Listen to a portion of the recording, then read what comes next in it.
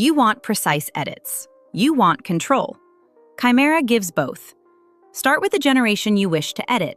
Select the Edit Image at the bottom. Click the squiggly icon. That's your pen tool. Draw over the exact area you want to edit. This tells Caimera exactly where the edit should be done. Then type your prompt describing the change or edit you want to make in that area. That's it. 2 steps. Draw, describe. Let's see some examples and use cases. Example 1. Change object properties. We circle the bag. Prompt. Make the marked bag yellow. Caimera edits only the masked section. Everything else stays untouched. Example 2. Add text to the image. Want to overlay text directly inside the image? Same method. Mark the area where the text should appear, then describe it in your prompt. Add your prompt. Add text Summer Collection in bold white font. Mark an area near the bottom of the image. Prompt.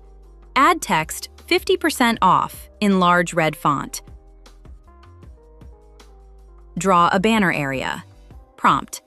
Add text New Arrival in modern black font. The text appears exactly in the marked section. Example 3. Add design elements.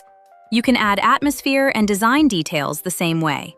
Draw a small area behind the model with the prompt, Add soft sunlight flare.